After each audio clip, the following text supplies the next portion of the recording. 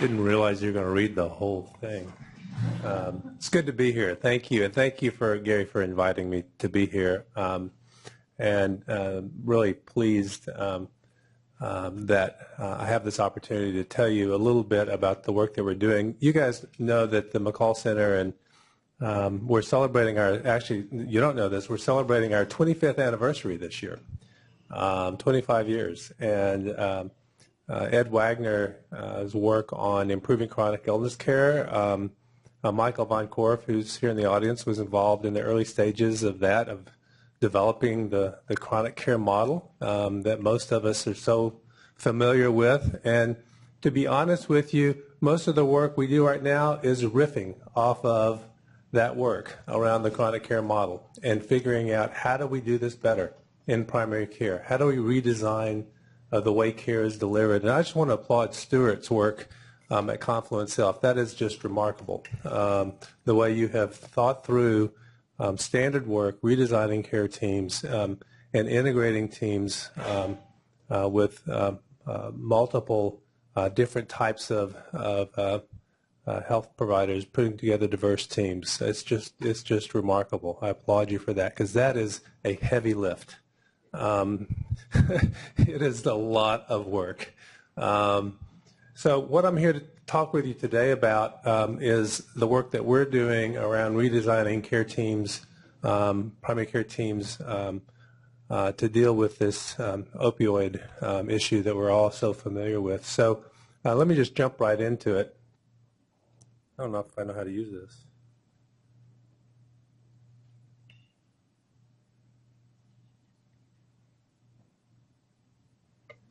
No?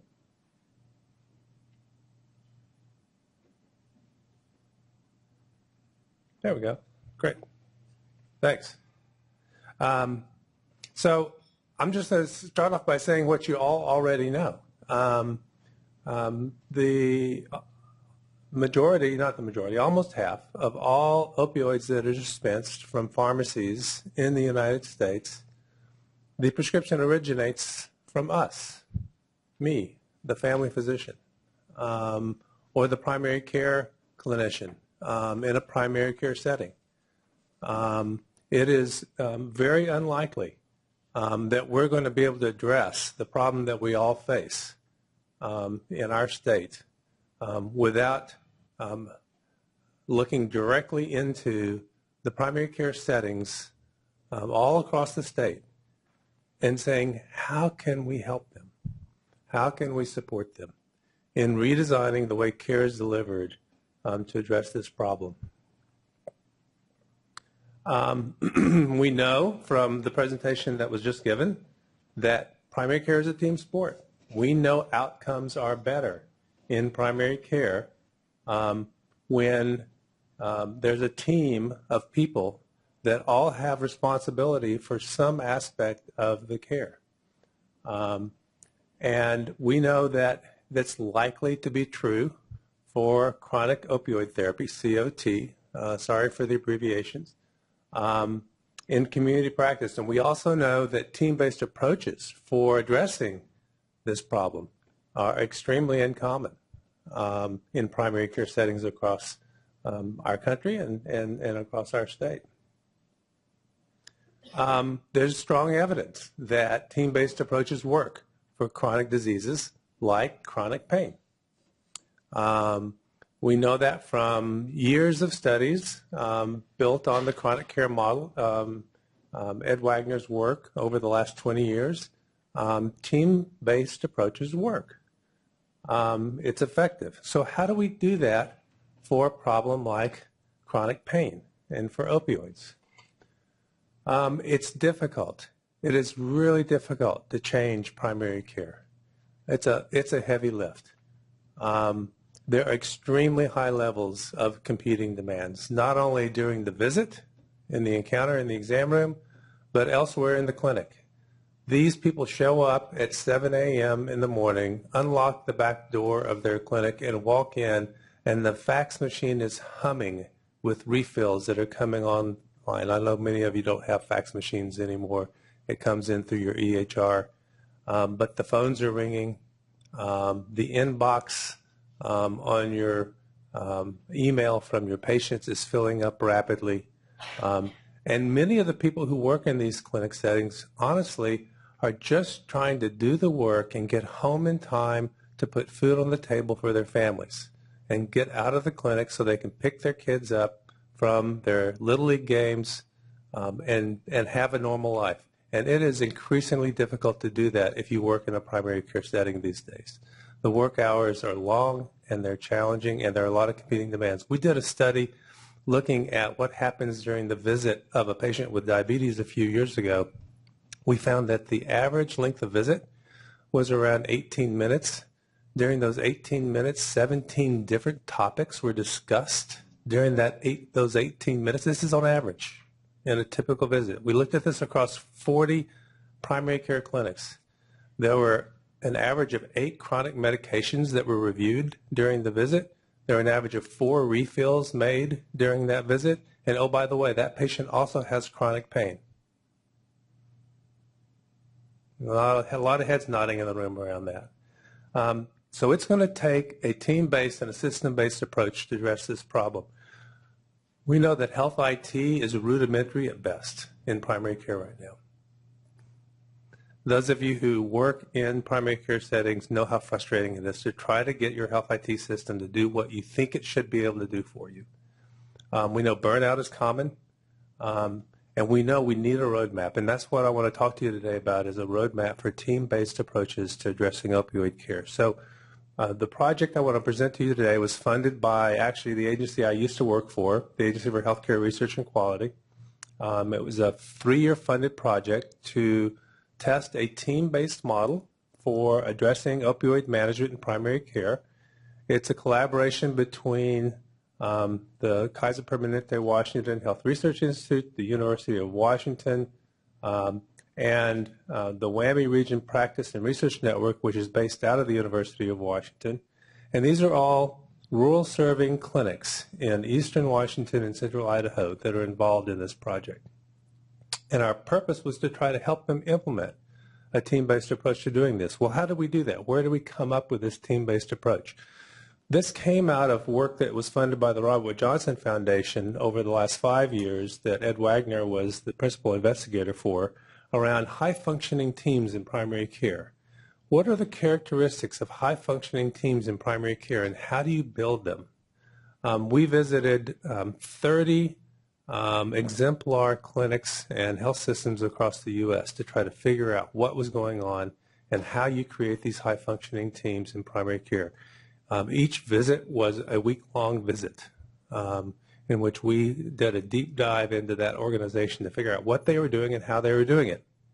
If you want to see the full report on this and all the tools and resources, go to improvingprimarycare.org and you can see the team guide there. Improvingprimarycare.org will give you the full package of team-based care and how they do that. But one of the things we begin to see at these clinics, after we went to about 6 or 8 or 10 of them, we kept coming home and saying, you know, they're all doing something around chronic pain patients. They're all doing something similar around how they address chronic pain patients. Could we build on what they're doing? Can we look at these emerging themes about how they're managing patients with chronic pain who are on opioids for chronic pain and put together some kind of a roadmap or a guide or a blueprint for other primary care clinics and other primary care settings to use to figure out how do we do this? How do we do this well? So that's what we did. And actually, some of it was actually built on our own experience back in the old group health days with our own opioid initiative at Group Health.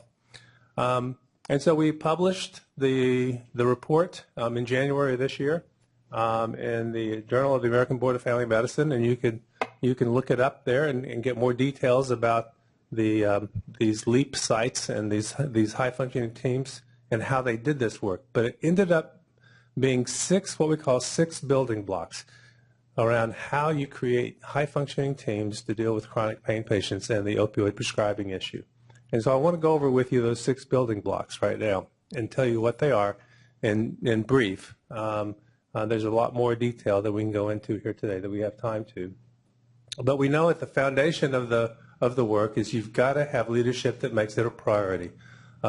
Much like Stuart did at Confluence Health, you've got to have leadership commit to this and say, this is an issue that we need to address in our setting.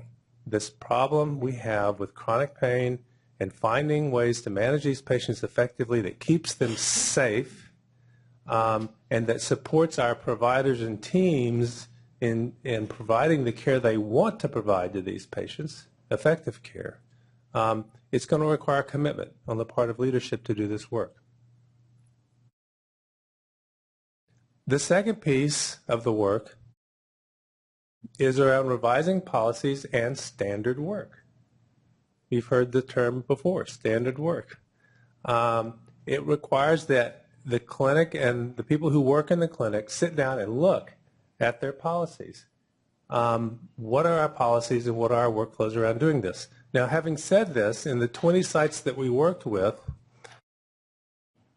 there was oftentimes confusion around what is a policy and what is standard work. Because we asked them to send us or to give us a copy of their clinic policies around managing their patients with chronic pain. And oftentimes what we received was what looked like a workflow. Step 1, patient checks in at the front desk. Step 2, that was their policy.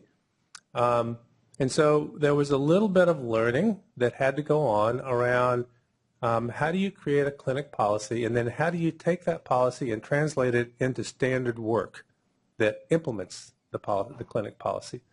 But coming to agreement on a clinic policy across a diverse group of clinicians and providers in these clinics turned out not to be an easy task, and I'll tell you about that more in just a minute. You've got to have a tracking system. You can't just wait on the patient to show up at the front door to provide safe and effective care. You've got to have a way to track them. This has been one of the biggest challenges that we've faced in working with these 20 rural health settings because all of them have found that their health IT systems are not doing what they want to be able to do with them in terms of tracking these patients. Number one, there was no common code for a patient who has chronic pain in their systems.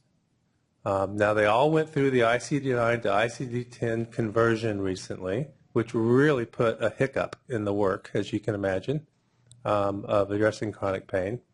One of the sites actually for a while, actually still does, made up a dummy code for these patients. These were their chronic pain patients who are on opioids long-term for their chronic pain. So that they had a tracking system in their EHR to be able to identify those patients quickly and figure out who they are in their system. But you've got to have this proactive population-based approach for tracking these patients to keep them safe. You've got to prepare for visits. You can't just wait for patients to show up and at the last minute walk in the room and have nothing prepared. As Stuart described, there are things that need to happen in the workflow ahead of time.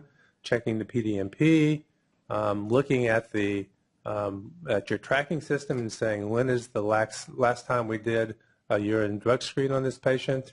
When was the last time they updated their pain agreement? Do we need to go over it again? Is it time to renew the pain agreement? So you've got to have a way of preparing for these visits and looking at your schedule ahead of time, whether it be a beginning of the week look or a morning huddle look at your schedule, and figuring out and then preparing for these visits and doing them in a patient-centered way around managing not just their pain, but their function. And one of the things we found critical in these sites, and one of the most rapidly uptaked resources in these sites, was the PEG scale, the Pain, Enjoyment, and General Activity Scale in these sites as a way of monitoring the progress these patients are making in managing their chronic pain, much more effective than the digital analog pain scale alone for these sites.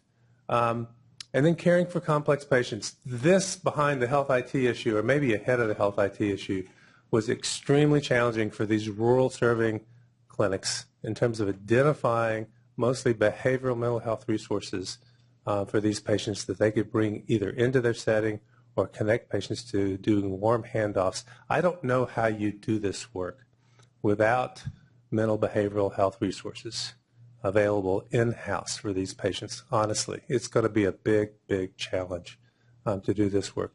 The other resource we provided them with was the University of Washington Telepain program led by David Taubman, who's in the room today. That proved to be essential in terms of a resource for these clinics in doing this work. So they could present challenging cases to a pain expert as a group, and they all got on the call together. It was the most popular monthly call we did. All the clinics participated in these case conferences with David, and they presented a challenging case, and then they asked questions of each other about, well, have you tried this? Have you tried that? In managing these patients, because they are complex and challenging and difficult. And then measuring success. You've got to have markers of how do you tell whether or not you as a team and as a clinic, as an organization, are making progress in addressing this challenge. And they all developed measures, their own measures in some cases, because there weren't a lot of they didn't find a lot of NQF, National Quality Forum, or other approved measures of success for managing chronic pain. So they just began their own tracking system and doing run charts themselves on monitoring their success in doing this. So we provided a lot of support because these clinics are not going to be able to do this on their own. There are just too many competing demands. We provided external support for this, and I would suggest to those of you in the room who are interested in supporting primary care clinics in your region and addressing this work, that you're going to need to figure out what this external support resource is going to look like for primary care in your region of the state, because they can't do it on their own. They really need some external support. A few of them might be able to do it, but not very many. We did an initial site visit and helped them self-assess themselves on where they are with these 6 building blocks, and I'll show you that in just a second. We identified a clinical champion and an improvement team at each site. We had a monthly phone call with a practice coach who was Brooke Ike, who was on the title side for this. Brooke was just a remarkable individual who had very good communication skills and a remarkable sense of what these clinics needed. Now, she accompanied us on the initial site visits because it was really important for these clinics to get to know us one-on-one at the start. But having that kind of external facilitator was really important for these clinics. I make the analogy of it's like bringing the foreign exchange student home for Thanksgiving dinner. It changes the dynamics in the room to have an external person involved in supporting the team in doing this work. The conversations are totally different when there's this external person involved in helping these improvement teams do this work.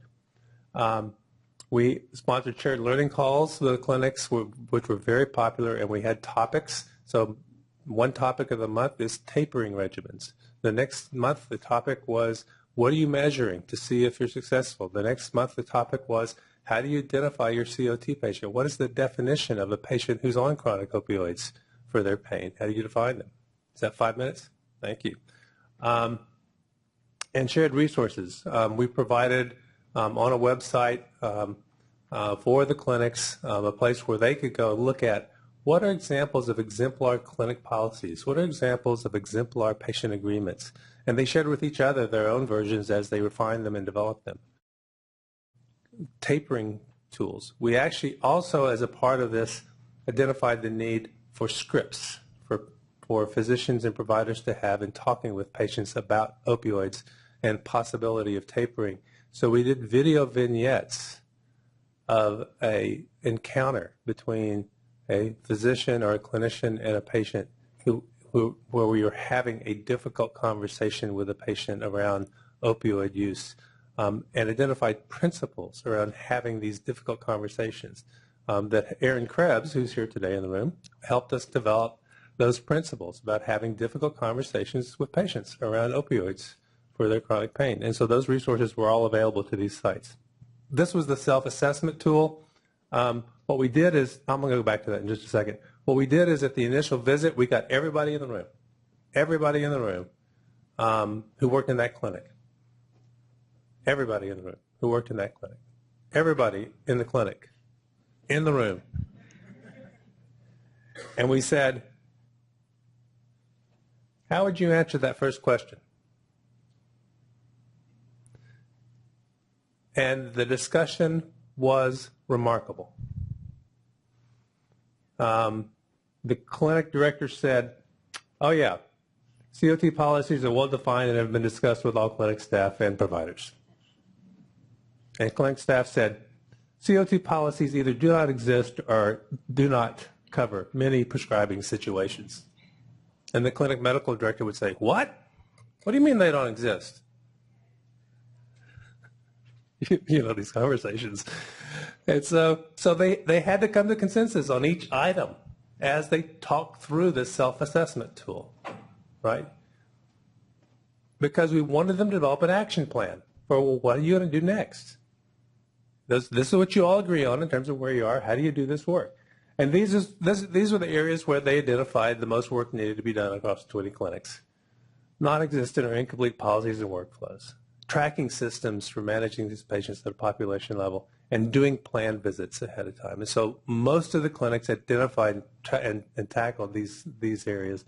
And what we found was there are phases of this work. So phase one was revising policies and patients' agreements. On average, across the 20 clinics, that took at least 6 months of work. This is not easy because you have to develop consensus across the clinics. Phase two was redesigning the workflows to implement the policies. And then phase three, they began working on patient education materials and tracking systems. So that's kind of how the work phased in. You can't read all this, but these were some of the things they tried. They did a lot of PDSAs. They did a lot of just improvising and innovating and trying to figure out how to do this, putting MBD calculators on the desktop of every computer in every exam room, et cetera, et cetera. And we saw steady improvement in their self-assessment scores because every 3 months we asked them to complete that self-assessment again. How are you doing on these 6 building blocks? And they filled that self-assessment score out again. We're currently analyzing the trend in the morphine equivalent dose data from these 20 clinics and should have some results to share on that either late summer or maybe in the fall.